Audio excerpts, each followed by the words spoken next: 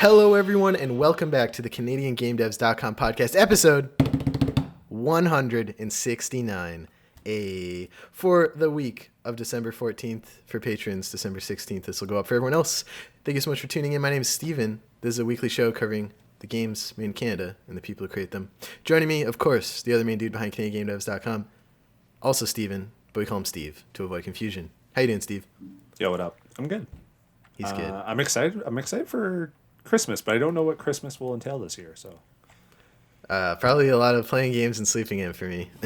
yeah, are you coming? Are you coming back to the family? No, you're going to stay in Halifax. Yeah, it's all red zone and gray zones where all my fam jam's at. So yeah.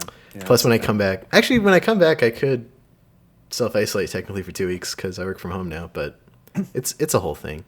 Yeah, no, I hear you. So I mean, it is. So, it's also rainy and kind of cloudy and gross and dark out in Toronto right now. So it's a lovely 4 degrees and sunny today. But that's not why they tuned in, Steve. They tuned in to get all the Canadian gaming news, jobs, events, discourse that we have to offer. If you enjoy all that stuff and want to support us, you can head over to patreon.com/CanadianGameDevs. Backing us there gets you Discord perks, 2-day early access to the podcast, game giveaways, discounts for Canadian gaming events like EGLX, shoutouts at the end of every episode, and the knowledge that you're helping us keep the lights on covering the game dev scene. At the top of the show, of course, I want to unplug all the ways you can support the indigenous movements across this land that are fighting back against the white ethno-state that is currently dumping all over their treaty rights. Land Back Lane in Ontario is seeking help for legal fights against all the developments going on their property, their land. The Wet'suwet'en in BC are fighting back against the pipeline being railroaded across their territory by our supposedly ecologically concerned prime minister. And the Micmac out here in Nova Scotia have decided not to pursue lobster fishing. The season opened this week, but they are still looking for help setting up their businesses that keep getting burned down. If that's interesting to you at all and you want to help fight back, check out the ways you can support at the top of the show notes. And watch the Indigenous devs up on YouTube. Lots of Indigenous game developers in this land and all over the world who are making games, talking about their life story. And actually, free plug, Steve. I'm going to free plug Megan Byrne, former interviewee on the podcast, multiple times, I think, is looking for help on their project. They are hiring. And if they're looking for, ideally, Indigenous developers and writers, they're paying full-time salary positions, so I believe that means they've secured funding. If anyone listened to the interview, that was where they were at last time. So you should follow them. It's let me find the link here. Follow them at Achimo Games, at ACHIMO Games, and they're looking for, let me see here, a game programmer, a game artist, and I believe a writer and narrative. That's a free one. They can have that one because I want them to make this game. I'm very interested in it. I think now that we've interviewed Gene again, Megan and Gene are the only two more than once interviewees.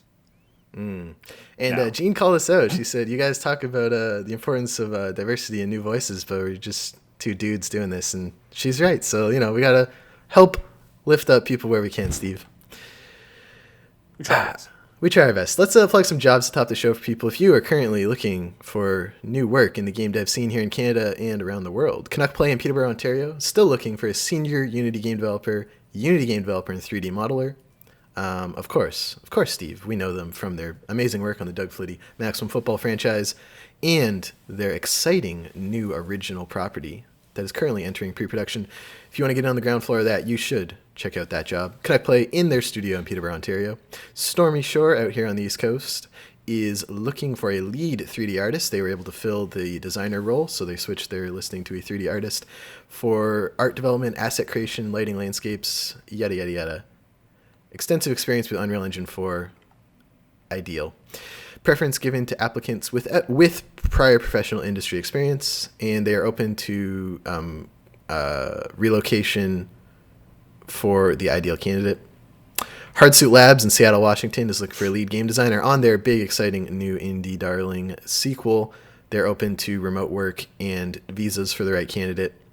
And Sleeping Giants in Toronto is still looking for a character animator rigger open to remote work and in studio whenever this all settles out. You can check out all those jobs on the site, CanadianGameNotes.com/jobs. That sounds good, Steve, doesn't it? It sounds great. All right, Steve, we got a bunch of news this week. We all tuned into the Game Awards on Thursday night. The game advertisements with some awards on the side. And there were some Canadian announcements there that I want to highlight for everyone. You know what I noticed this year? What? Because Jeff is Canadian. So he would always, like, before a thing, he'd be like, oh, these next guys super excited. They're also from Canada. Shout out, blah, blah, blah, or whatever. But he didn't do that this year. Did you notice that? I don't know. I thought I remember last year he would call it out. And there were a lot of ones. It was always super useful for us, too. This year I had a little tab open on the side, and I was just Googling the name of every studio that came at the start of a trailer. World premiere. I'm going to go from my...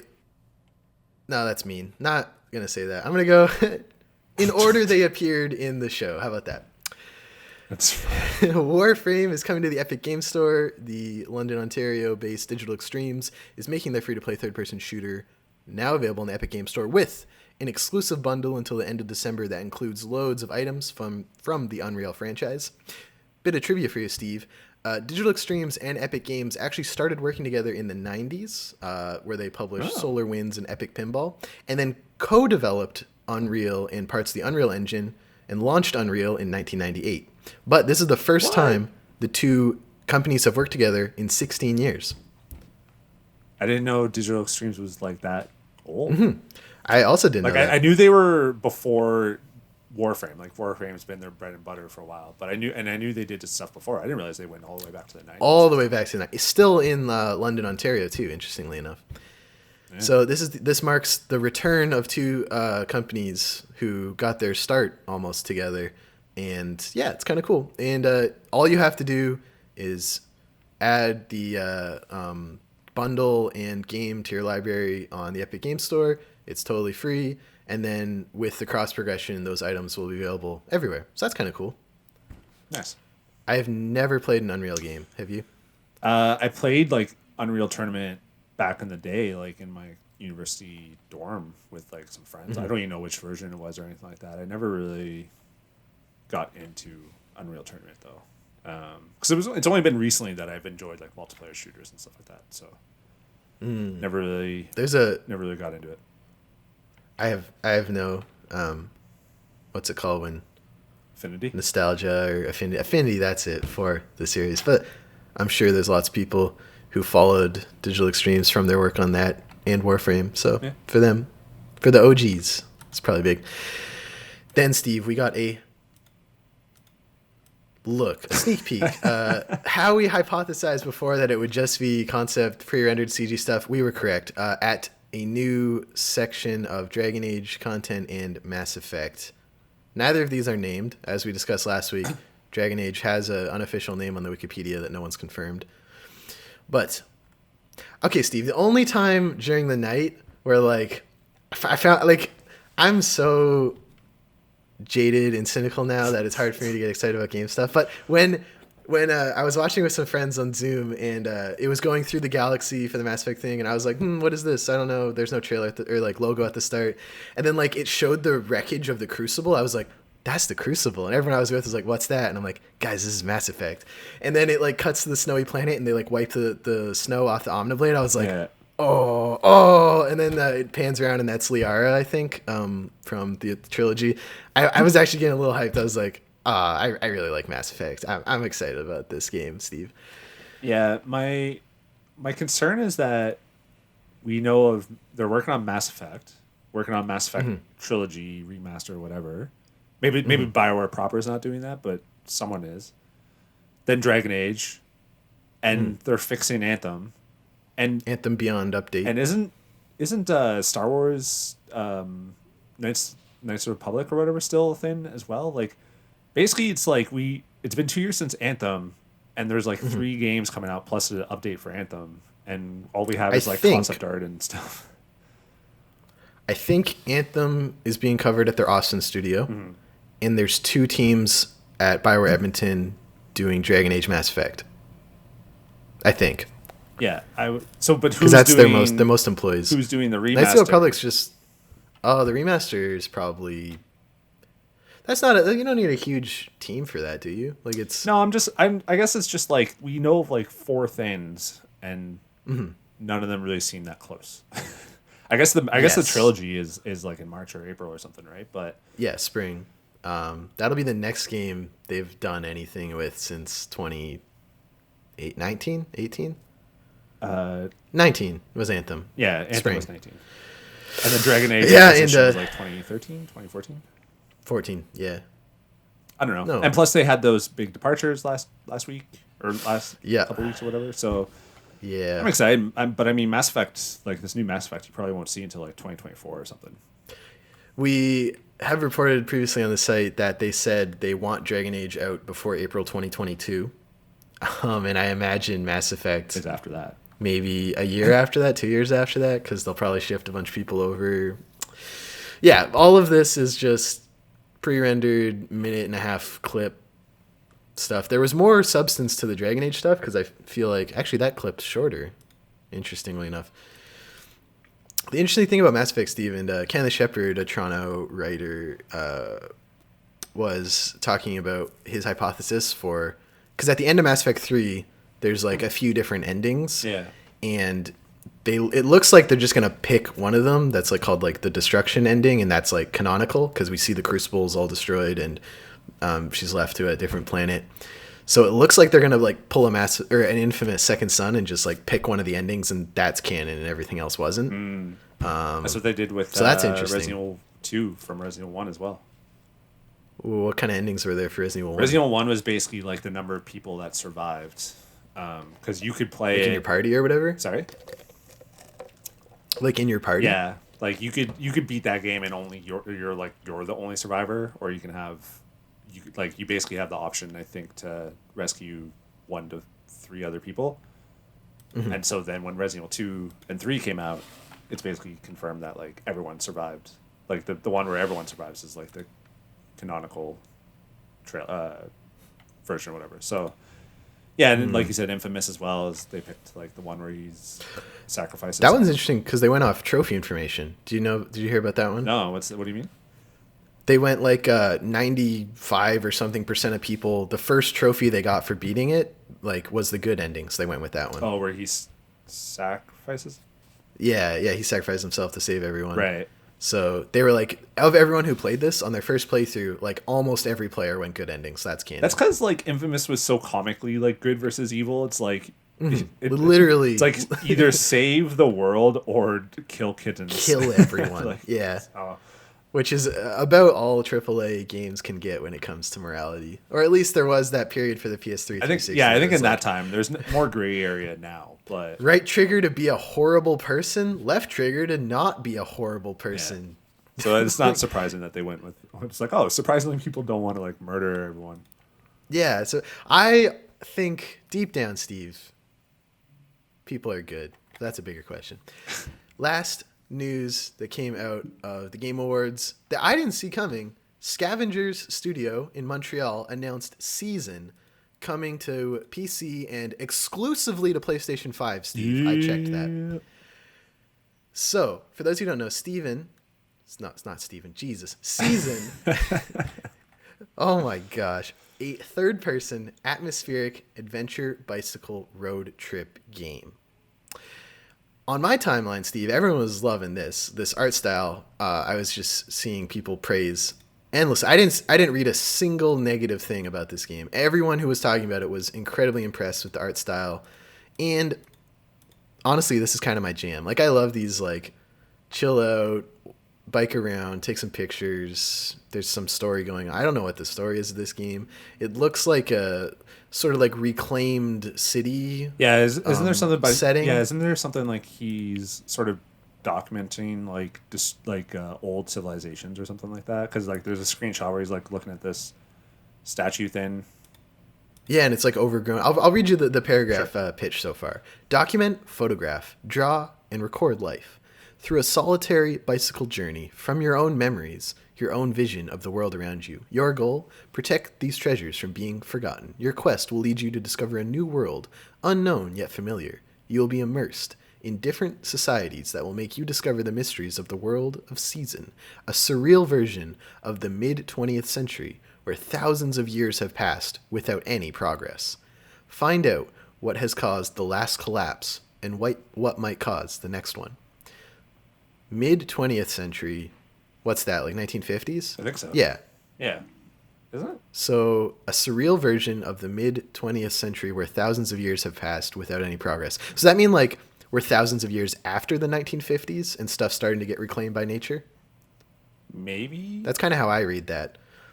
Like, it's like 2350 and, like, no one did any technological advancements or development since the 50s. And so everything's just getting overgrown. That's my hypothesis so far. Here's a quote from creative director Kevin Sullivan.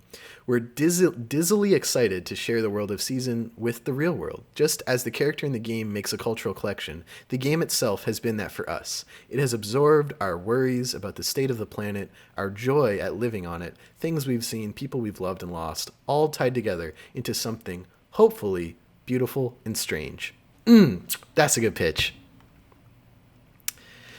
People might remember Scavenger Studios from their debut game Project Darwin, which was in early access for a year or two on Steam, and then launched in 2020, Steve. I forgot. It came out January of this year on PS4, Xbox One, and Steam, but they announced they're shutting it down at the end of this year, unfortunately.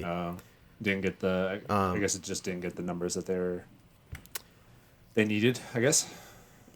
But it looks like they've secured enough funding to make this next game, which personally speaks to me a lot more than Project Darwin did. Although I did enjoy what I played of Project Darwin. There was like a game master who would mess with the game while everyone was fighting, and that was a novel take on it I hadn't seen. Yeah, I wouldn't be surprised. What do you think of Season? This kind of follows the way of like Bugsnax, where it's like free for PlayStation Plus as well when it comes out. I can see that. Yeah, because they already have their... Like, being exclusive to PS5 has to mean money changed hands, right? Yeah, I would imagine so. Well, it's coming to Steam, but yeah, console exclusive. Console exclusive. But specifically PS5. Yeah, that's true, actually. Bugsnax is on PS4 as well, isn't it? Mm-hmm. And Epic, Steam, and I think they announced they're exclusive for a year, I think. Interesting. So, being specifically exclusive to PS5 is different than a lot of the other console exclusives so far. Yeah, I gotta imagine then they got that Sony check, and they're like, yeah, we would love to, we'll love to make an exclusive game for you. So it looks awesome. Yeah, that tweet that you did when you posted, yeah, that tweet put up numbers. Did some numbers. I tweeted it got reached. Someone with like 300,000 followers retweeted it and was like, "This looks great." And everyone who was retweeting it was like, "Man, it's so cool to see like a black character at the Game Awards be like just the focus of a trailer." And people were really happy with the representation in the trailer. That really spoke to a lot of people. And it does look really nice, Steve. Like yes, it pops. It stands out from all like the sort of pre-rendered smooth 3D stuff we were seeing. This one's footage around like 105 when he's biking on this like empty road and it's just like grass and stuff. Looks fucking dope. Like it looks so, the draw distance for it just with the sun setting. Oh. Yeah, I just got to there. Yeah. I'm very excited about Season. I think it's probably my highlight of the show, other than Mass Effect 4 tease. Yeah. Any last minute thoughts on Season? No, it's definitely one of my most anticipated for 2021. That's for sure. Yeah. This is good. That's it for all the news from the Game Awards. But we have two other plugs we want to make. First up, Steve, is this the only 4 times cross-buy game in game history? Shakedown Hawaii from VBlank in BC is now cross-buy. Buy one version, get it everywhere else for free. PS Vita, PS3, PS4, and they announced December 15th, coming to PS5. The only game that I think could rival it would be Retro City Rampage, which is the game before this. Same studio. Yeah, but I'm looking at the thing, and it doesn't have the PS5 logo. So, yeah, I think so. PS5, PS4, PS3, PS Vita, Windows, Switch, Nintendo 3DS, Wii, and Wii U. They must have a room that is just development kits on one wall. Just like, I know. That's a lot of hardware. This dude just must be one of those like one of those nerds who just likes to kind of tinker with like old tech and just see what they can do with it. Because like, how much money is he Absolutely. possibly making on releasing this thing on Wii? You know, so On Wii, it's coming physically to Wii like next year. Like, and there is a huge market for that. Like we were talking about, Jay and Silent Bob Mall Brawl is getting like a few thousand copies for NES, like a cartridge you can put into an NES and play the game. yeah. That's crazy. Come on, no- And big props to them. Sorry, Sorry, what'd you I say? was just going to read a tweet. Read the tweet. Come on, no PSP version and 5 times cross buy, no buy. Just kidding, just bought it already. The first reply from VBlank is, if new PSP and PS2 games could still be released, you'd know I'd make it 6 times cross-buy. If anyone at PlayStation can greenlight those, ... smiley face. Were games ever released digitally on PS2? I don't think so. No. Yeah. So, but I think he's saying like if someone somewhere could hook him up with the ability to print like a PS2 or PSP game, he would do it. Yeah. Well, the PSP you could do digitally. Like that store is still there, right? So he could release it on PSP, but I don't think he would have a way to make it cross buy. Which is funny because Yeah, I that's feel true. like he could release it on PSP, but because he couldn't make it cross buy, he's just like, whatever. Makes sense to me. The thing this speaks to me a lot is when all those big publishers were like, we have to increase the price of buying it on next gen, and if you bought it on PS4 or Xbox One, you have to pay a little bit more because it costs us so much more to put it there. Like, it's just absolute bullshit. Oh, like, yeah. and the studios that aren't doing it, like CD Projekt Red, is making just a free upgrade for everyone, which after everything that happened is probably a must. The other games like Doug Flitty's Maximum Football 2020, Smart Delivery getting the upgrade, Bungie's doing it for Destiny 2. All these studios, like, it's very obviously a choice thing. And Borderlands 3 is like that. Borderlands 3. So yeah, even this single person team eating all the development costs is doing it. That there's no excuse. Yeah, I mean, I haven't played Shakedown Hawaii yet. I should, I have so many consoles that I could get. Maybe I'll get the PS5 version. Oh wait, because I think he says December 15th. 15th. So The day after patrons hear this, and the day before everyone else does. So if you're listening to this day of, go boot up your PS5, get Shakedown Hawaii. sorry, I keep saying he. I actually don't know who VBlank developer is. Like how big this team is. Ooh, I'll go to the about page here so we can get the full. Yeah. Actually, there's no about page on this website. Yeah, so it remains a mystery. But A mystery wrapped in an enigma. oh yeah, and the super interesting thing. I wonder if it's still like that. Yeah, on his store is like all this Retro City Rampage and Shakedown Hawaii stuff, but randomly he has like Drinkbox Studios Super Championship Edition. So I wonder if they helped out with that. Oh yeah, do you think they worked on that together? Maybe, potentially. Maybe, potentially. Shout out to VBlank, Vancouver, Canada, doing great work. Go follow them at RetroCR on Twitter. Last bit of news today, an interesting interview IGN did with Andrew Sholdes, developer behind Tunic, the long in development Zelda-like, how they're describing it, at Dicey on Twitter. I actually got to meet Andrew at a talk he gave out here in Halifax, because I think he's around the region last year. Very nice person. They said it's gonna be a while, Steve. Obviously, the game has been through several revisions visually, and like the name changed. I remember at launch of the first trailer, it was Secret Legend, and I can remember the font and everything too that came up. That got a bunch of hype, and then they signed with Finji, the publisher. It changed to Tunic. The visuals got a big overhaul, and it's still coming along. The IGN compares it to the success Cuphead had with their reveal, getting them a bunch more resources, which then in turn they wanted to make the game bigger and better, which is obviously a good thing to happen, I think, for developers and players. Andrew says, quote, in response to how's the game coming, really, really well. Tunic has evolved a lot since I first started on it, but in the past couple of years, things have really hit their stride. The game started as a look and feel, but the larger overarching structure was kind of nebulous. Now that the game knows what it is, making new content and adding polish mostly just sort of clicks into place. New audio from Kevin Ragme. New music from Lifeformed. It's really satisfying to see everything come together. It's like picking up a rental cartridge and jumping into a new world you know nothing about. I hope people will get that experience playing Tunic. Nice. Don't expect a release date anytime soon. Quote, production has evolved from the whiteboard with a bunch of question marks into more of a concrete to-do list, and now it's just moving through it. So that's good. Cool. Yeah, Take your time. good work, Take your time. Andrew. Take your time. Yeah, don't put out stuff that's not ready. That's it for the news this week. Good week, Steve. There's a lot of very exciting, hopeful things for Canadian games and developers. Mm. Did you enjoy the Game Awards? I know you're like Mr. Poo Poo the awards. I am Mr. Poo Poo the awards, and I did enjoy it. I zoomed in with some friends who we hadn't seen each other in a while, and we were just having drinks watching it. I was looking for Canadian stuff along the side, and yeah, I want more gameplay. I don't trust trailers anymore. I've been burned so many times. Obviously, just look at all the Cyberpunk E3 trailers to the final game. That Ubisoft side-by-side compilation of trailer to final game.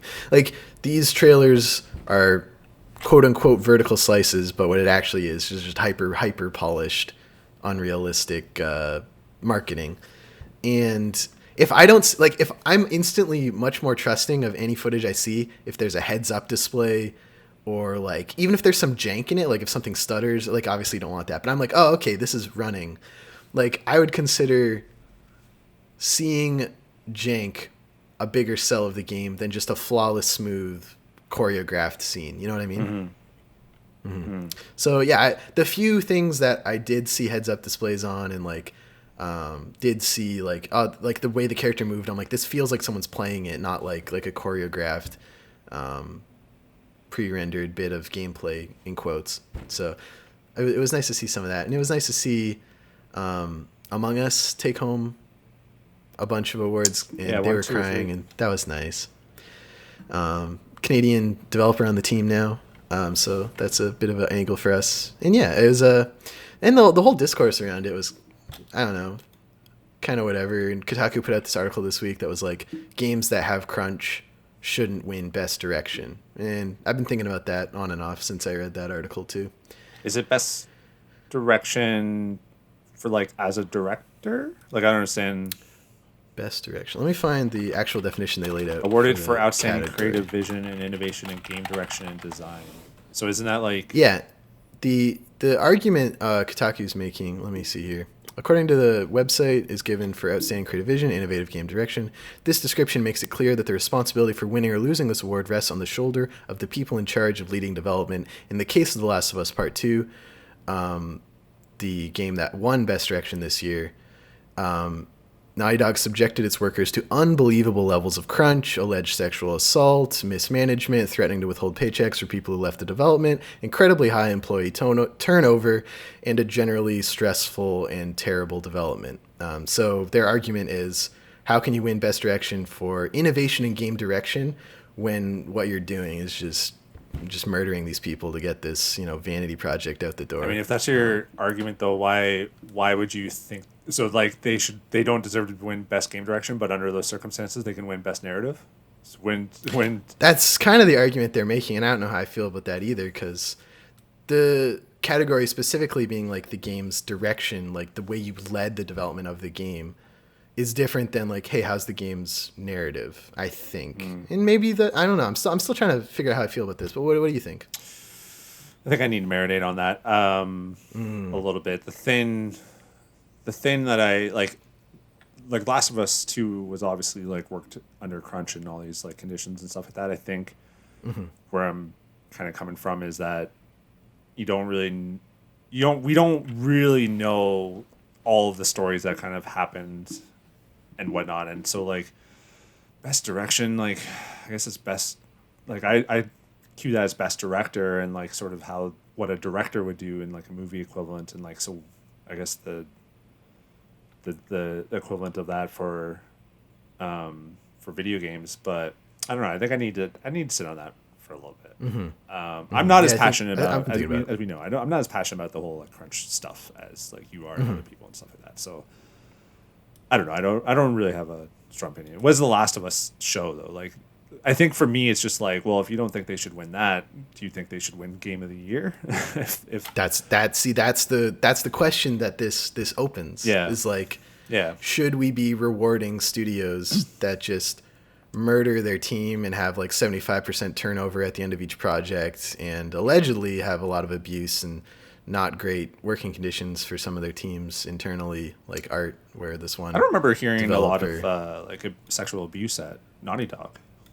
or two cases in particular they came forward, obviously coming forward, and 3Korean talked about this a bit in the Discord this week, because I think he said he worked on Mass Effect 1 with one of the people who came forward about the work conditions, not the sexual assault, that you just can't talk about these things if you want to keep working in games. And so that's why a lot of it gets buried. Yeah. And that's why a lot of people, obviously this is all speculation and not concrete anything, but when one person comes forward, and two people in this case, safe to assume there's more going on there. People aren't comfortable going forward. Yeah, exactly. Like, there's always going to be the people who don't want to come forward for various reasons. Don't want to rock the boat. Don't want to jeopardize their career. Yeah, exactly. Don't want to put any danger in the people around them, their family, their children, whatever. Mm-hmm. So, yeah, I I didn't read that. Maybe I'll give it a read. I'm just looking, like, Last of Us 2 did really just win pretty much like everything. Eight awards, right? Like almost everything it was nominated for, it won. Yeah. So. Yeah. And it's a bit of a meme, but when Neil Druckmann was accepting the award, there's a big Godfather poster in his background. And a couple years ago, Redbox put out a list of like all the top movies rented by gender, and like the top 3 for men was like Fight Club, The Godfather, Inception, and it's like that. I had forgotten about that meme because it's been a while. But then once you see someone with one of those posters behind them, you're like, oh yeah, that's kind of like a. I've only seen one of those movies.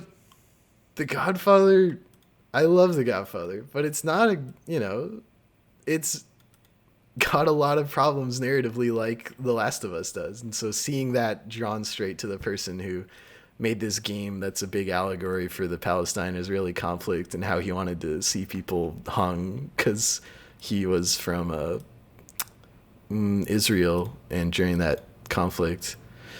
Wait, is that what The Godfather is about? No, that's what The Last of Us 2 is about. And I see what you're saying. Okay, yeah. There's a lot of weird shit in The Last of Us 2. Have you at least it didn't crash a bunch.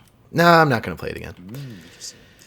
I tried, man. I re-downloaded. No, sorry, not re-download. I restarted a new save. I got to Seattle Day 1, and I just don't want to play that game. Interesting. I do like the memes that's happening with because the one dude, the Canadian guy, accepted the award for Matthew Gallant. Won the. I want to get this right. Accepted the award for innovation in accessibility at the Game Awards, which I love is now a category that's sweet. Yes, but the meme that's Matthew Gallant on Twitter. But the meme because the girl was like outside the window or whatever, so it's like the neighbor who also works, I think, at Naughty Dog, but they wanted to like social distance. Yeah. Did you see the one meme that was like or Hard Drive retweeted? It was like, if you're cold, they're cold. Let your game developers inside this winter. The one I saw was like, it was basically like the person inside was like Last of Us winning an award, and then like on the outside was like Hades fans. Yo, Hades got robbed. I'm just gonna say it. You haven't even played it. No, I've watched several hours and read several reviews, and at this point in my life, I can tell whether I'd like a game. But that's another part of the discussion around crunch too, because Hades was developed. The email servers shut down after 5 on Fridays. You have to take 20 vacation days a year. They'll literally shut you out, so you have to like take time off. Stop working at a certain time each day. Like, it was very much a worker-focused development, and it made one of the best critically acclaimed games, best-selling games of 2020, especially given the size of the team. And I'm excited to play it once it comes to PS5 or 4 or whatever. I want a physical copy. I don't know what for. Like, they'll do a IM 8-bit or limited run release probably, and I'll pick up one of those because I know that's one I'm going to want to lend to people. I'm sure. Anyway, let's move on to Wishlist This, Steve. For those who don't know, this segment is inspired by Steve and Brett, rest in peace, frequent wishlisting of games when I joined the show while we were talking about them. So I was like, hey, let's make it a segment. Every week I pick 3 Canadian-made games everyone on the show has to wishlist right now. For this week, I have Peglin by Red Nexus Games in Victoria, BC. It's coming out in 2021, and you can wishlist it on Steam. Quote, Peglin is a Pachinko Roguelike. Fight enemies by collecting special orbs and popping pegs to deal damage, acquire special animal relics, and radically change the game and ensure no 2 runs are the same. Aim carefully to survive this unique turn-based RPG. So this is like, what's that EA game Peggle. PopCap did? Peggle, thank you. Yeah.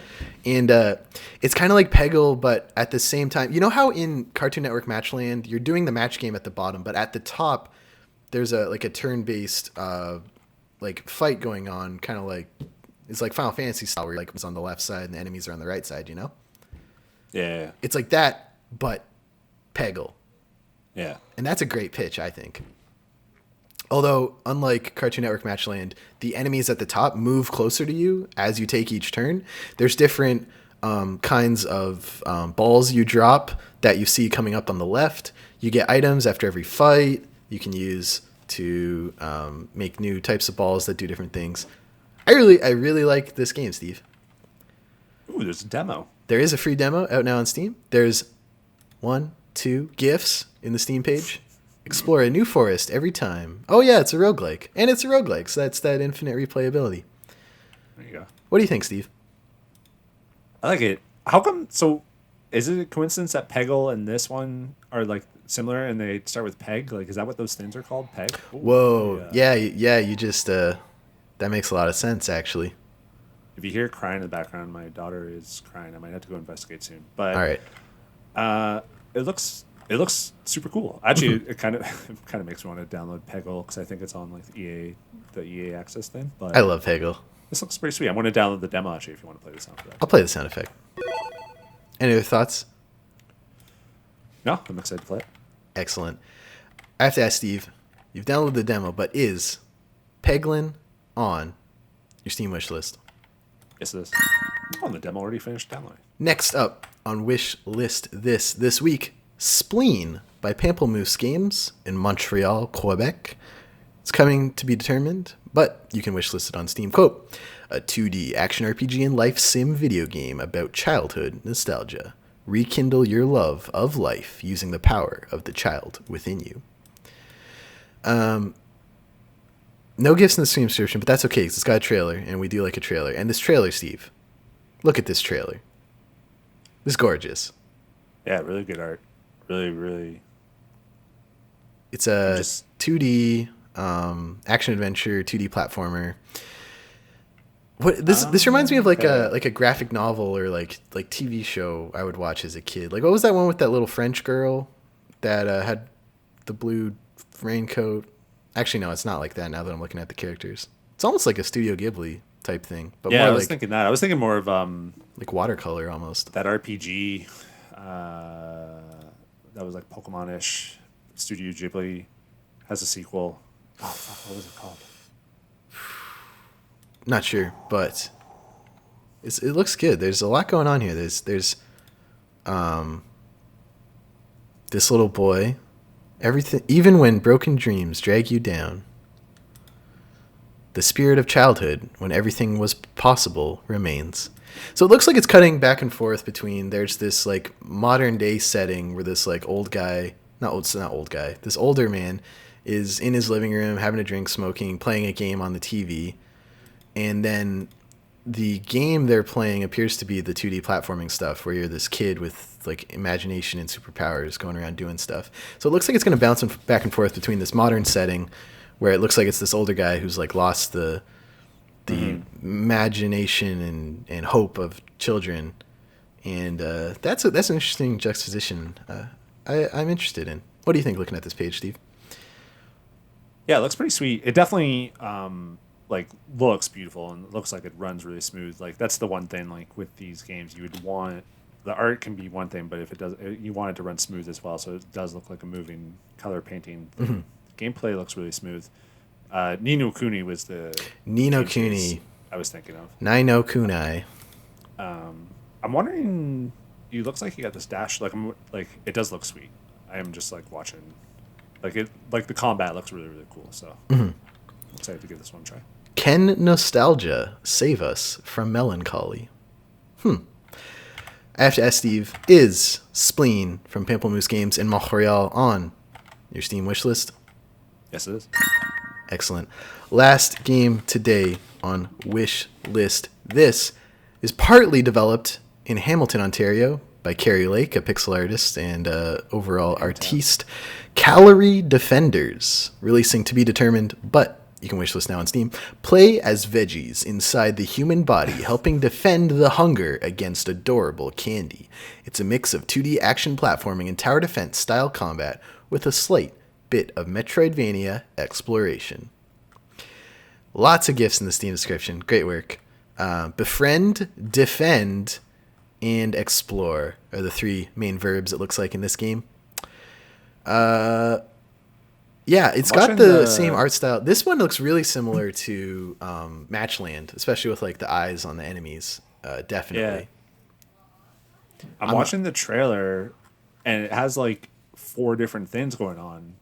Is that what the gameplay is? Like, are you controlling 4 different screens or multiplayer or something like that? Like, do you see what I'm? Yeah, I see the trailer, but then all the screenshots are single screen, which makes me think that the trailer is just showing a lot at once. Which it's a tad confusing, but that's okay. A bit confusing, but I mean, what I'm looking at, it looks really sweet. I'm seeing a broccoli like trying to destroy like a jawbreaker and like peeling off layers of it as it does damage. Yeah. Tower defense is interesting.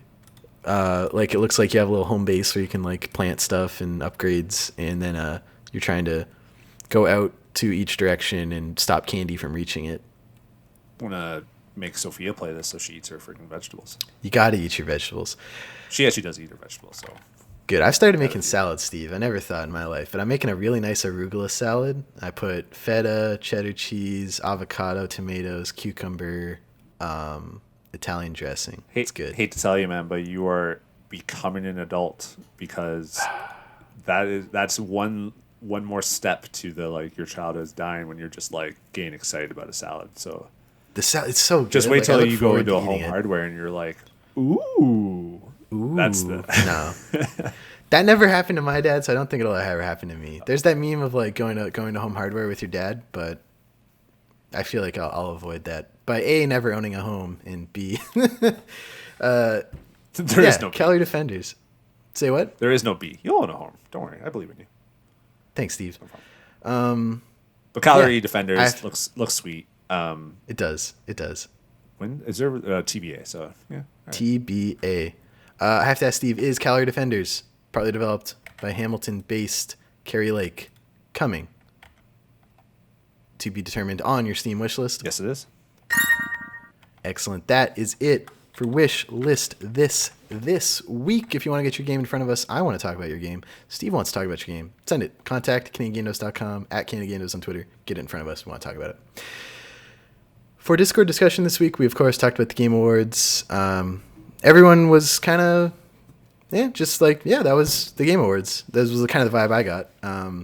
People were excited about that game from the Left 4 Dead studio, Back 4 Blood. Back 4 Blood or whatever, yeah.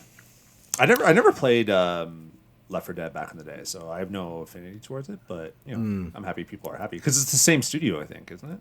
It's basically... Yes, like, so they're basically as just I making Left 4 Dead understand it, yes, essentially, yeah. As I understand it, they made Left 4 Dead, Valve bought the rights, they went off, came back, made Turtle Rock Studio, which made Evolve, the 1v4 shooter for Xbox One, PS4. It didn't do very great, shut down, but looks like they were able to move working onto this, and this got a whole bunch of love, and people are vibing with it. And, Valve's not going to make Left 4 Dead 3, so why not the people who made Left 4 Dead 1?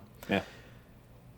But yeah, other than that, everyone like we were talking about in the Discord was just kind of like, yeah, that was the Game Awards. People saw some cool trailers for games they were interested in, and I think it's settling into what it is now. This is the 6th year of the Game Awards. It's speed around a bunch of award announcements when you come back from commercial, and then show a bunch of trailers and have a bunch of celebrity guests. That's what it's going to be. And I'm totally fine with that. Like, there needs to be an award show though. That's the thing.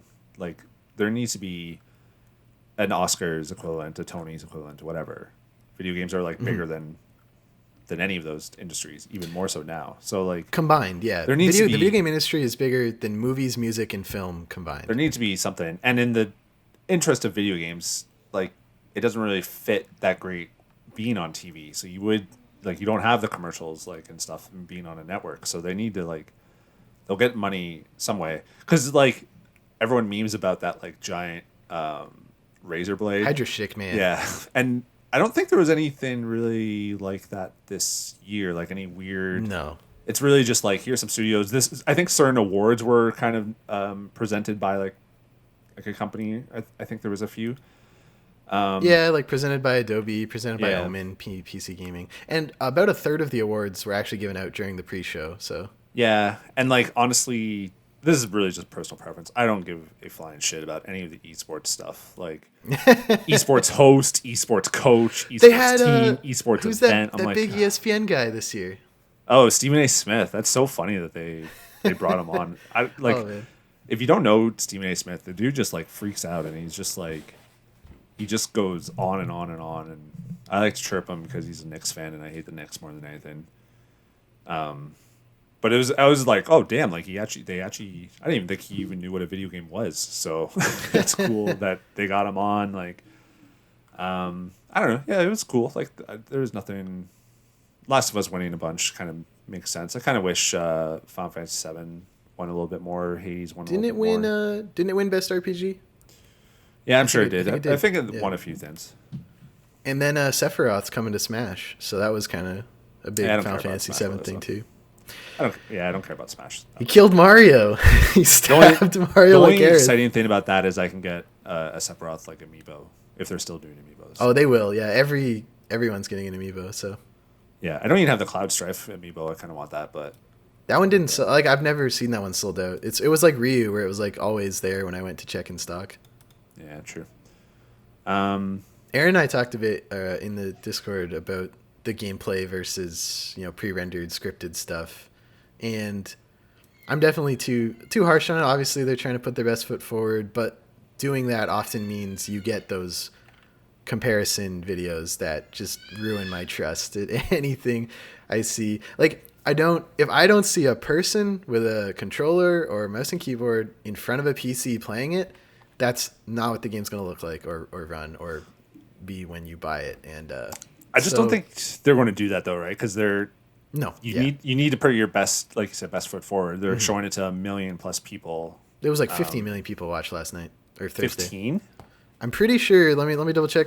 That's insane. So you're not going to be showing something that has bugs because gamers are the worst. Like if you show a bug in your thing, people just immediately write it off. The other thing that I kind of disagree with when everyone's kind of like poo-pooing the before and after stuff is like you're not buying. No one's forcing you to buy the game even when the game comes out. Like you could still wait for everything. So like you're not really making a purchasing decision on it in 2017, 2018, 2019 for a game that comes out in 2020, 21, 22 or whatever. Mm-hmm, mm-hmm. So it's a little bit different than like calling it like false advertising or whatever. And just like how projects can change. Like I've never had to run a project that lasted 5-6 years, but no, I've had projects that ran like half a year and it changes all the time. So I'm not immune to like that as well. That being said, like everyone could look at like, I remember No Man's Sky was like a big one that they showed. And they actually sued in the UK for false advertising. It went all the way up and got struck down. Because that was specifically about features advertised that weren't in the game. Wasn't the multiplayer thing? There was no multiplayer at launch, despite... that's what I mean. So, but they decided against that. So, Steve, in 2019, the Game Awards across every platform was viewed by 45 million individual viewers. Yeah, so you were going to make sure that whatever you're showing is like the best possible thing. Like basically, all they want to do for the Bound for Blood thing is basically show, here you go. This is a zombie thing. If you played Left 4 Dead, this is basically Left 4 Dead 3. Mm-hmm. And here's like to be honest, they showed more than I thought they would. They could have just showed that CGI trailer at the start, and people would have been hyped. But they showed a little bit more.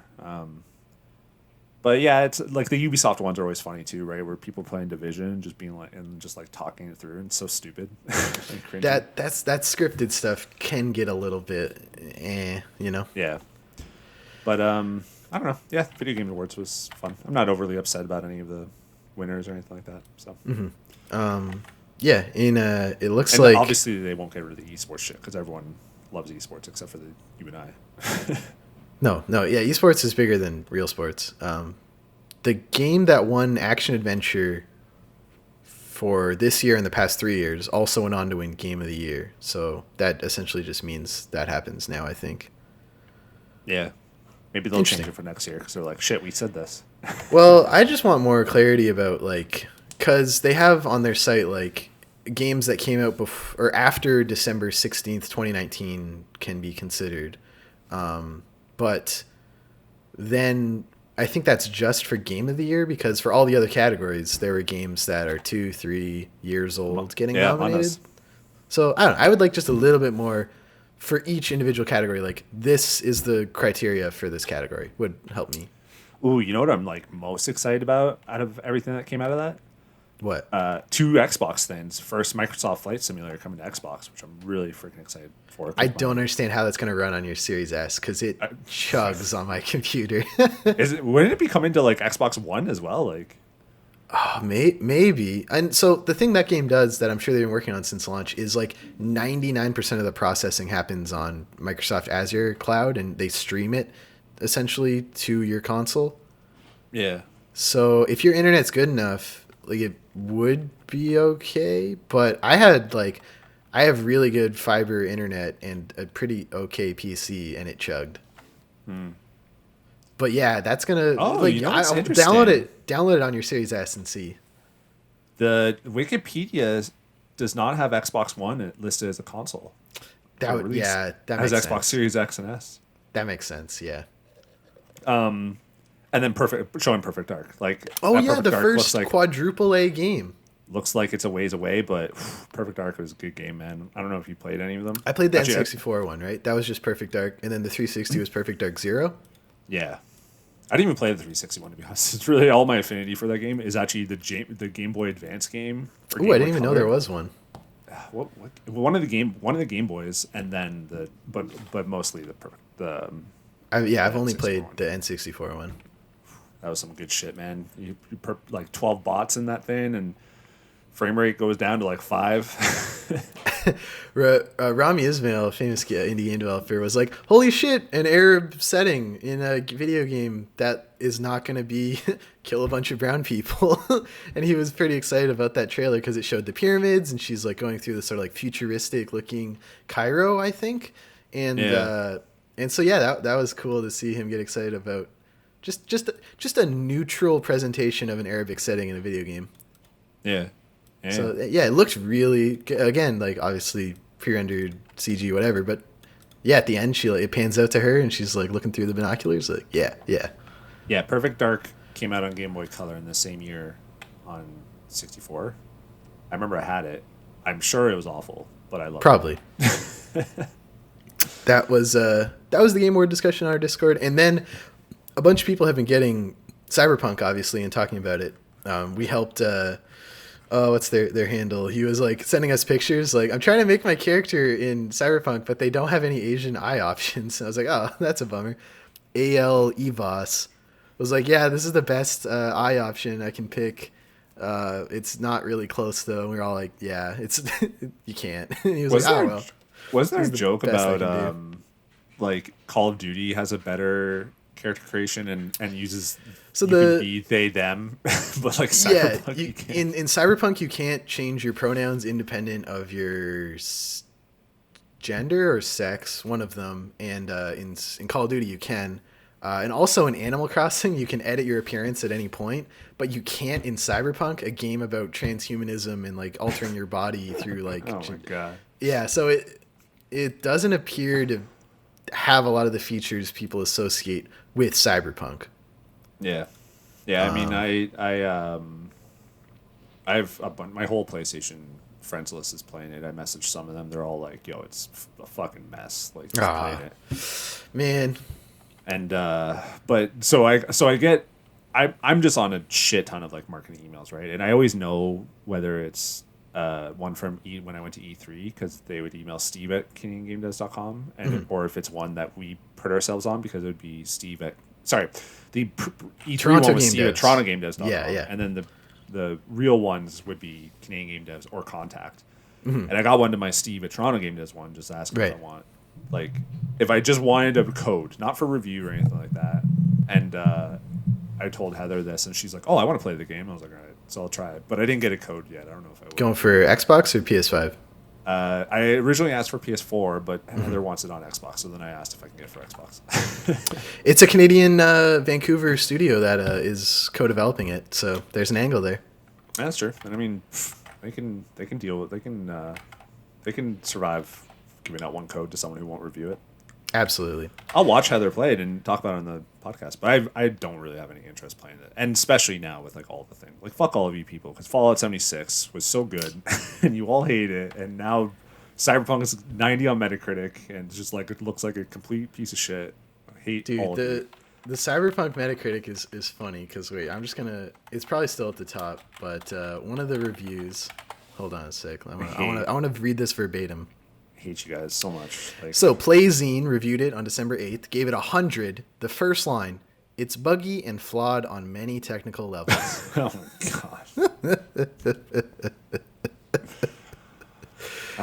god. Listen, Fallout 76 isn't a perfect game, obviously. I really liked it. And I played a lot. Like, it's one of my most top played games. And all the shit I'm seeing online for Cyberpunk is like nowhere in comparison to what Fallout 76 was. Like, things not rendering and all this stuff. Is. Oh yeah, like I played Fallout 76 like a year or two after launch, and I was still getting bugs. Like as soon as I walked out of the vault, the first person I had to talk to for the new expansion like bugged out, and I had to restart the game. But it's nothing like what I'm seeing. Like, and I'm reading reviewer like. The thing people need to keep in mind is whenever you get millions of people within like a couple days playing something, obviously they're going to find bugs at the few hundred. And so like when people find those Red Dead 2 compilation clips of bugs and stuff, like obviously all those are sourced from a lot of different places because you have millions of people playing this game. They're going to create situations the playtesters couldn't. But with Cyberpunk, reviewers I'm reading, like Skill Up and Washington Post journalist Gene Park, and a whole bunch of reviewers are like, I am getting crashes every 20 minutes. Things aren't, and they're putting together 20-minute compilations of their own bugs from like the first 5 hours. So that's the key distinction. Like every game's gonna have bugs, nothing's perfect, but this seems to be consistently broken for everyone who plays it. Yeah, I listened to IGN's video review. And they released it before the game came out, and I guess part of the embargo was like, for a video review, you had to use CD Projekt Red's videos for the video review. That's so stupid. Gameplay. And they said it in the review, the video review, and they're like, when the game actually comes out, we'll release our own footage. He has the guy has like a 2 or 3 minute portion of his review just talking about all the bugs, and I haven't watched it since it came out, but like, I'm just like like 30% of your video review is just talking about the bugs and issues, and you give this game a 9. Like I don't understand how people can like give Fallout 76 like a 4 or 5 out of 10. I can't understand that if people really are upset by bugs, blah blah blah, and like give NBA 2K21 or whatever a 4 or 5 out of 10 for being like really predatory, but then like those things don't matter for Cyberpunk just because it does appear to be a double standard. I agree. Yeah, so I'm just like, yo, it's fine if you want to poo-poo on those games, but you gotta like have Got to be consistent. Yeah, you got to be consistent. So the Steam page currently has mostly positive, 120,000 reviews. Top funniest review: my dead dog runs better than this game.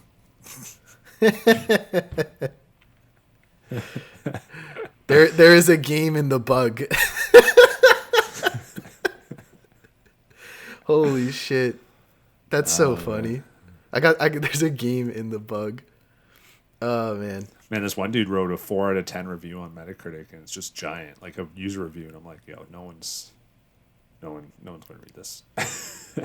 Here's the argument I made a little bit in our Discord was just AAA just needs to adopt the early access model. Like as soon as you're like, hey, we're not done. It's clearly in beta, if not alpha. Like Avengers, Fallout, and now Cyberpunk, like all these games that just launched broken. No Man's Sky, like No Man's Sky just AAA, but yeah.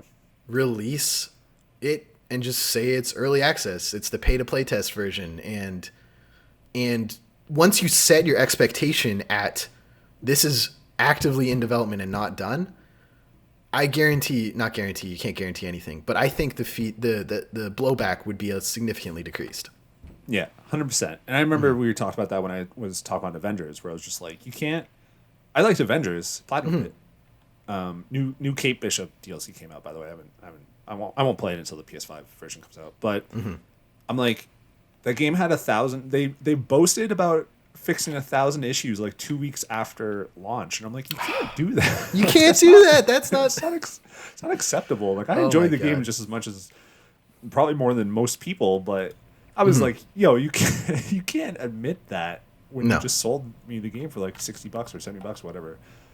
And yeah, just slap on an early access sticker. Like I don't understand like the big deal. Like early access is not a new thing. Steam's been doing it for fucking like 7 years now, probably more. Yeah, it's yeah. I don't know. It needs to. I would be less critical of AAA if they were just more honest about the state of the games when they came out. You just need one of them to do it. You know what I mean? You just need one studio to be like, okay, we want this to release because we need, the same reason why everyone puts their thing on early access. They want to get some money rolling in. They want to get the feedback from their player base, but they want to still release it and let people play it and all that stuff. Like you just need one studio to have like a games as a service game or something like that where they're just like, listen, it's $40 now. It's early access. In a year, it's going to be double. We plan on doing the release, but in that year, you're basically paying for a demo or like a beta, and we're going to use your feedback, blah blah, all this stuff. Like, you just need one AAA studio to do that, and then I think then it'll succeed because gamers are already used to that, and then you'll then we'll start seeing for others. And I feel like. I feel like maybe Halo Infinite might be that game, like if anything, and I feel like Xbox is more likely to do it than Nintendo or Sony. Right, because on a streaming or on a subscription service like Game Pass, the barrier to entry is not $79.99. It's I'll download the game preview of Halo Infinite. Yeah, exactly. So I wouldn't be surprised if we do see it in the AAA space, and I wouldn't be surprised if Halo Infinite is like the first game to do it. It is working in like the AA or whatever middle space, like Darkest Dungeon 2 is going to do it. Rogue Legacy 2. Obviously, Hades was one of the most successful early access campaigns ever. Yeah, these like bigger indies. Yeah, like $1 million budgets and critically acclaimed games, but not on the $1 billion budgets of like Cyberpunk and Avengers and stuff. Yeah. So, but like, I feel like you could scale it, definitely. Yeah. So, anywho, Anyways, if you want to discuss things like this with us, join our Discord. A couple events to plug, Steve. Unity Club. If you're listening to this on the Monday it goes live for patrons, it's tonight, 6:30 Eastern. Hop on, talk about your Unity project, or look at some other people's, and just hang out with some other developers. If you're listening to this when it goes live for everyone else, just go to dmg.to to sign up for their notifications because they will send you details. But that's it for 2020 for their events. They're going to take the rest of the month off, rest of the year, I guess. And Red Bull Arena LAN is happening December 19th to 20th. Yeah, so it's online, obviously. So for 2 days, so I'm just reading the thing. For 2 days from December 19th to 20th, the event will bring gamers together online through a mix of free-to-enter Canadian tournaments, World of Red Bull, show matches, indie showcases, music, and much more. The person emailed me about it. We should actually sign up for a Rocket League thing. We've got tournaments for Canadians across League of Legends, Valorant, Street Fighter V, as well as some showcases involving names like Grand Pooh Bear, Capi, and C9, T10s. I don't know. There's no tournament. Wait, what? Oh, there's more info on our program, including a tournament for Mighty Fight Federation for Canadian devs. Hey! So we'll have it on the site the guy emailed me 3 times. Actually, I owe Mark an email. I'm sorry, Mark, if you're listening. But we did hype it on the podcast. So it'll be online. You can check out the site, CanadianGameDev.com, and we'll post up the full thing. I'll tune into the indie showcase. I always love the indie showcases. Yeah, you would. Wholesome Games is doing a Christmas, or I guess holiday indie showcase that is going to be... Wholesome Games, if you don't know, is a little community copied the Nintendo Direct thing that just shows off indie games. And they've featured a lot of Canadian games before. And so I'll be tuning in there to see if there's any Canadian games popping. Yeah, wasn't there last one, like half of it was like Canadian games? There was a lot. Shout out to Snacko Dev, another Canadian Kickstarter success we were talking about last week, Steve. No Rocket League tournament on this though. We gotta find a Rocket League tournament. We gotta find a. They do them in the game every like 10 minutes. One starts. Oh really? Oh shit. So, but yeah, it's not like for money or anything. It's just like a tournament, and you get special tournament credits or something. I think for winning. We should hop on that sometime. We gotta start. And Tetris Effect. All right, let me avoid my daughter, and then we can plan. Okay. Let's talk about what we've been playing, Steve. We streamed Unto the End, which is out now on everything except Switch, coming to Switch December 17th. And Aaron's been playing in the Discord, talking to him about it, enjoying it. The developer, Two Ton Studios, another Steven, wow, tuned into the stream to give me some kind words as I struggled against one of the first encounters in the game. I really like Unto the End, Steve. I think...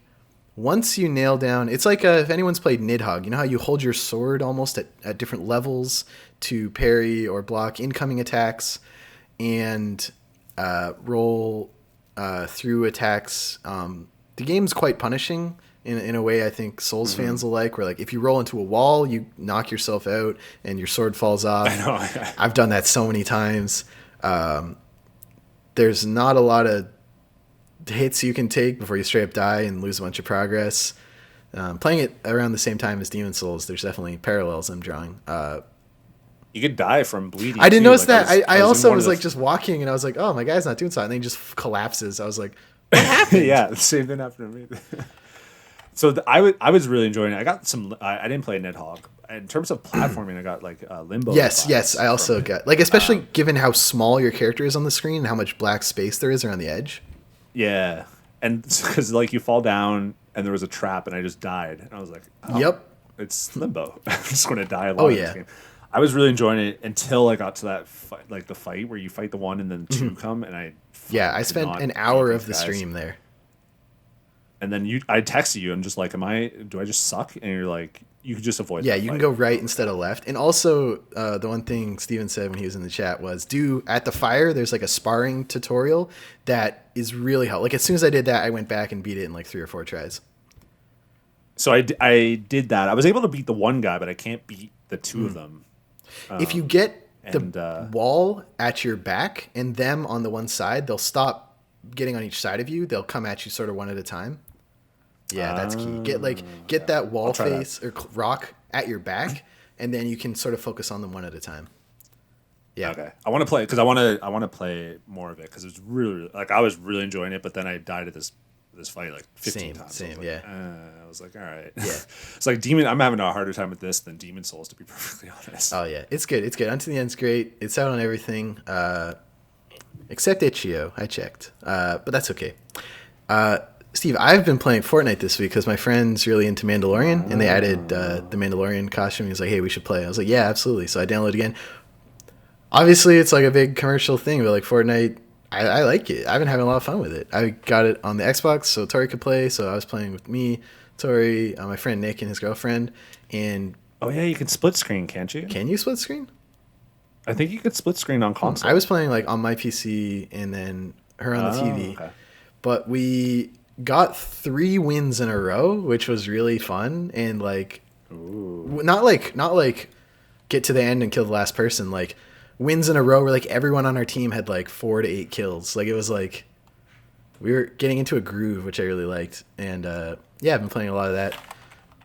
Fortnite's good. It's weird. They added Kratos and dude, Kratos dabbing and like playing the boom and taking selfie and doing the kawaii face. It was like like I got to a fight in that game where I'm like John Wick, Kylo Ren, Master Chief, and Mandalorian are all fighting each other. I'm like, what is this? This is like when you're a kid and you just smash action figures together. That's what this game is, but that's cool. Wasn't there like Marvel stuff? Yeah, and Batman stuff. I got into a fight with Tony Stark and Adam West Batman.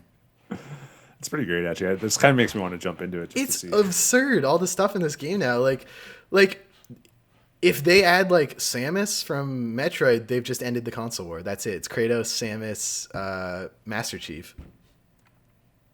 Have all three of them. Oh wait, no, there's teams of 4, right? But have all of them on a team. You end the. It's crazy how they've put all of these properties together with a sort of similar visual aesthetic, but like, yeah, it's.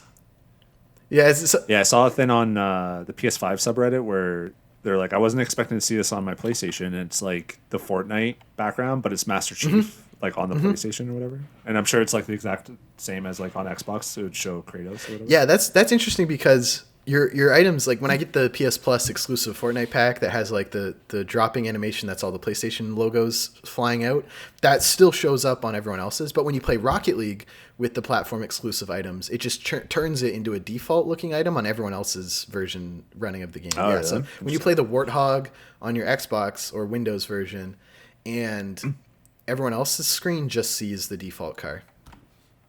I wonder if that's just Fortnite being like, we're fucking Fortnite. We're going to show these things on the other consoles. It's got to be the way they did the licensing. Or we're not going to do it at all. Yeah, exactly. So, yeah, so... If you don't want your Fortnite exclusive things, then we just won't do it.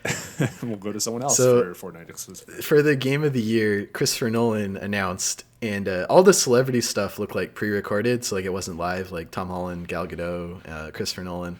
But the way Joff announced Christopher Nolan was like, prolific filmmaker who several of his films screened in Fortnite this past summer. That introduction would piss off Christopher Nolan so much because he's such a like, my movies have to be seen in the theater. That's the only way to see them. I will not stand for any streaming service or small mobile phone viewing of my movie. It has to be in a movie theater. That's how it has to be experienced. So him being introduced as someone whose films screened in Fortnite, which is like a bunch of kids dabbing and playing music, while this like 720p on a screen version you don't even have to look at is playing. Like I'm sure he didn't watch, but I'm sure that intro, if he heard it, would piss him off, which was funny. Did his movies? Wait, so movies are playing in Yeah, Fortnite? This past summer they did Dark Knight Rises, Inception, and I think The Prestige. Oh, I didn't even know they did that. Yeah, there's like one corner with a But big once you die, like, screen. do people kill each other? Yeah, in Fortnite, they just turn damage off. Oh, yeah. Interesting. It's like when they do the concerts. There's like damage is off, and you can just run around until the movie's over. Oh, that's right. They do concerts too. Fortnite's weird, man. I haven't played it in. I did download it when the Marvel stuff came out, and then I was just like, I actually don't feel like playing. They've done 2 Marvel events now. Like the last one was Galactus, like ate the whole map. Yeah, the very first one was like one of their first like kind of events like that, which was Thanos, like right after Infinity War. The Infinity Gauntlet dropped, and then whoever got it had like instant kills, like just half the team, and then you respawned because it was like a 50v50. So I've been thinking about downloading. I'll play with you, man. I'm really enjoying it. I'm in kind of a little bit of a.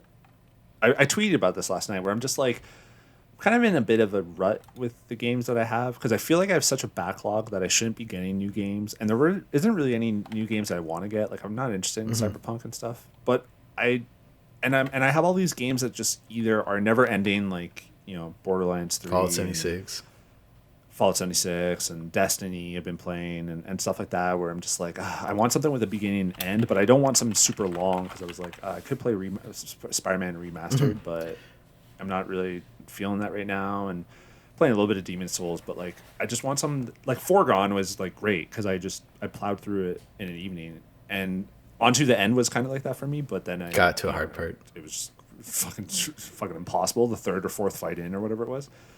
So I'm putting a reach out there. I kind of want a smaller game, 8-10 hours, has a clear beginning and end, doesn't even need to have an easy platinum or anything like that. It can be on Xbox or whatever. Super Crush KO. Kind of. Isn't that a high score chasing? No, it's levels, and there's like 4 or 5 worlds, and you get to the end and roll credits. Is it only on Switch and PC? Potentially, but I'm sure they're working on it because they brought their other stuff to PS4. Yeah, like when it comes to PS4 or PS5. PS5 or Xbox, True. then I'll get it. But I'm kind of in a little bit of lull. So I've been playing some Demon Souls, and it's good. It's not as hard as I feel like the world is a lot harder than bosses. The last two bosses I've played, I beat them in my first try, which is ridiculous. And even like I don't think there's really been a boss that's given me a hard time. Like the one that did the most, like the tower fall boss or whatever, like he killed me pretty easily the first 3 or 4 times, and then when I actually like figured it out, like I got him. So not to say the game is bad, like I'm really enjoying the game, but it's like I just want like kind of a shorter kind of game. But sorry, there is another game that you've been playing. Yeah, I played Sackboy with Tori because I got another controller on Marketplace for pretty cheap because I realized my PS4 controllers didn't work. And I liked it. I didn't realize some of the music's by Lena Raine, who did all the Celeste music. Like, it came up and I was like, this is really good. And I checked Spotify. I'm like, oh shit, it's this musician I really like. So, nice. Yeah, that was a nice surprise. And we had a lot of fun with it. It's so pretty, Steve. Like, it's Little Big Planet, you know? Like, it's just pure joy is how you would describe the world of that game. Yeah, it's cute, it's adorable. We really like it too. We haven't played it a little bit, but it's kind of been our like Heather and I's game that we played together. Yeah, that's it. And it's just like I feel like solo it wouldn't. No. Play with I feel like it would be better the more people I had because you have that like crown that stays on, kind of like Mario 3D World, which is fun. So when the online comes out, the 4 of us should. All right, yeah. We'll make that happen. What else have you been playing? We'll do a Zoom call and everything. I kind of got back. Oh wait, I know what you're.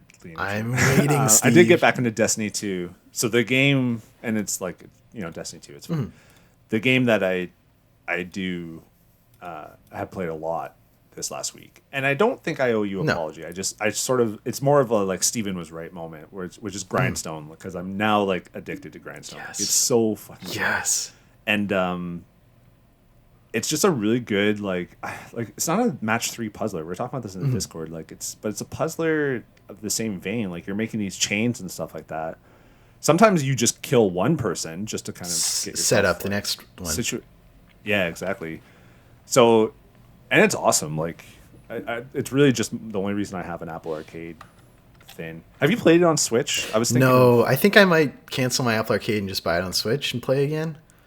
Because I would totally run through it again, and I'm in world 30, like mid 30s, high 30s. Okay, yeah, 150 was the main, but they've added 2 worlds since, I think. Ooh, shit! I got a lot. That's good though. I got a lot to go. Yeah, it's wicked. Like, and there's times where, like, when you get a big chain, like 20 plus or whatever, and you can go through different colors and stuff like that, and kill some enemies that have like. The enemies that have 5 hits that you need 5 hits to get or whatever. It's good shit. Like it's so good. The animation's good. I'm not doing the grinding stuff like the daily. Yeah, I tried it at launch and I was like, oh yeah, it's daily challenges, which are good for people who've 100%ed it. But I just go back and I have like the last 2 worlds. I have a bunch of levels that I haven't got all 3. Like beat it, kill the king, and unlock the treasure chest to get like complete the level 100%. So I have like I noticed. Sorry, I say I have like 10 or 15 of those levels left to do, so that's what I've been doing when I go back. I noticed you don't have to do them all in one go. No, yeah, they stack. So you can get the king, get the chest another one, and then just escape in one, and you get them all. Yeah. It's good. Grindstone's so good. It's awesome. Like, it's really just the only reason I have an Apple Arcade. If it was on PlayStation, I would just buy it right now and then just cancel Apple Arcade. Yeah, it would be weird without the touchscreen. That's just like part of it for me now, though, which is why I think on Switch, undocked, it would work so well. Do you have to play undocked on Switch? I don't no, I don't think so. Well, they tell you when you do. There's a few games you do. There's a few games that I don't see anything on there that says you do. Yeah, it'll say at the bottom. $25 on Switch though, man. Fuck, that's probably how much it supports TV mode and tabletop and handheld mode. So I just added to my wish list on Switch if you want. I'll play it, Steve. Don't even. Oh wait, it says available TBD. Is it not out on Switch? Is it not? I don't know, it says available TBD. Then I guess not. It's... Oh, yeah, it's not out yet. Interesting. Because during the last Nintendo Indie World Direct or whatever, that's when they showed it off along with the short hike, which was like available now, I think. but is A Short Hike available now? Yeah. I think it was, yeah. A Short Hike, here it is $7.99 Canadian. Let's see. Also supports both modes. Let's see if they tweet anything about it coming to. The other thing I'm interested in how it goes is like they've Sorry, that's $7.99 US. They've printed out some updates for it, but like, do you think they get paid to put out the updates, or is it like part of a contract that they signed with Apple? Or whatever? That is a good question. It's got to be different for every developer, I think, because they do big ones like with Sonic and Game of Thrones games that are probably just like a lump sum and then maybe more for every download. But I assume you would get more if it's getting more downloads, and because you want games that keep people subscribing month to month. So if like someone's playing your game every month, maybe, but that's all been very nebulous. Yeah, true. Hey, well, when it comes out to Switch, maybe it'll be nominated for a Game Award, and it can win. I don't know, something on best. Is there a best puzzle? No, there's no puzzle category. Game Award, unfortunately. All right, well. Anyways, Grindstone is dope. It's good shit. It took me a few plays to get to it. Like I think this is like the third or fourth time that I've actually tried to play it, and I'm finally now I'm like, okay, I get it. Like it's clicked for me. You know it's my favorite Cappy game, I think. I gotta remind myself on some of their games. Below you enjoyed on PS4 2 years ago, a year ago? I did. I didn't play it as that much though. I liked it and then just kind of never went back to Super Time Force on PS3 360. I did really like Super Time Force, and I really like Critter Crunch, but you know what? I'm looking at their thing. I think Grindstone is number one. Yes, number one in our hearts. Keep up the great work, Cappy. That's it for what we've been playing. And that's it for this episode number 169, nice, of the CanadianGameDevs.com podcast. Thank you so much for listening. If you want to help us keep the site running, you can support us over at patreon.com/CanadianGameDevs, where backing us gets you early access to the show, Discord perks, and we forgot to plug Eric's stuff at the top of the show. I'm sorry, Eric, but we have a tier where we will plug your stuff. Actually, wait, through the power of editing, I'm going to put this at the front of the show. Oh, there you go. And if you back us the highest tier, we will plug any of your projects or work that you want us to. Like Eric Beer, go to thebotbook.com, thebotbook.com, to see all of his work and what he's got going on. And see if you want to work with him. He's always looking to collaborate in our Looking to Collab channel in Discord. Eric Beer, check him out, thebotbook.com. And if you back us at the credited tier or higher, we put your name at the end of the And if you back us at higher, take 3.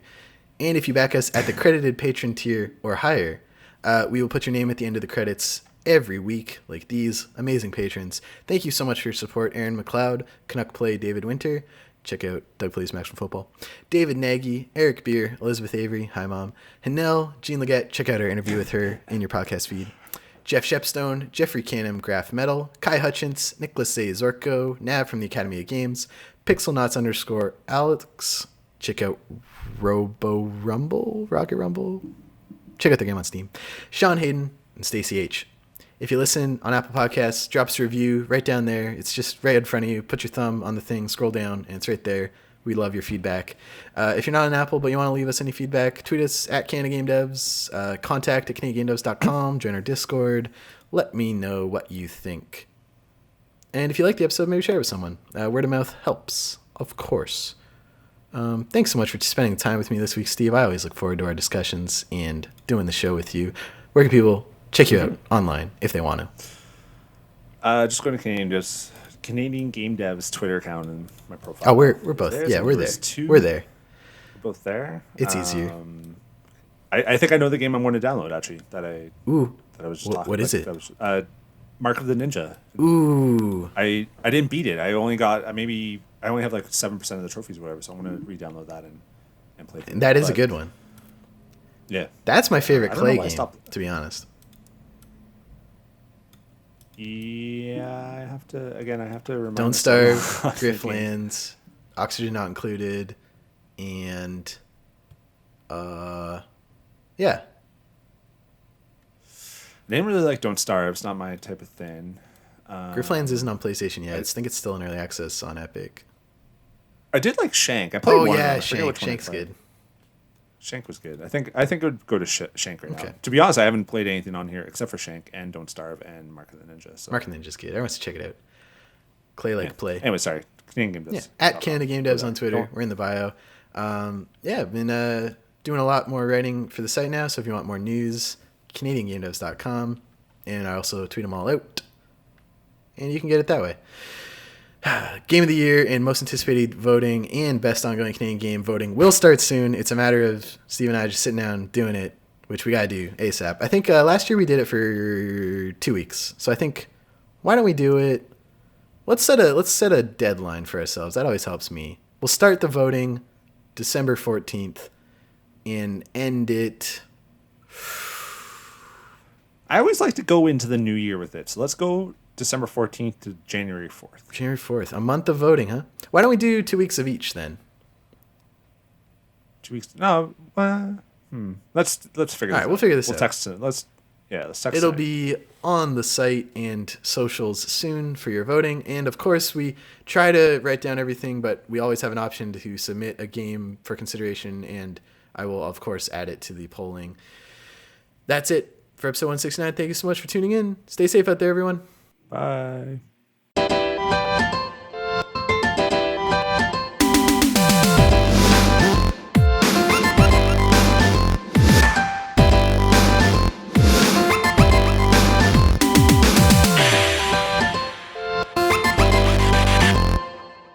I like that one. It's like when Lisa's teaching Bart how to golf. She's like, Bart, if the tree falls in a woods and no one's there, does it make a sound? Yeah, Lisa. Or no, she starts with like, what's the sound of one hand clapping? Listen up, Lisa. Lisa, you found a practical use for geometry.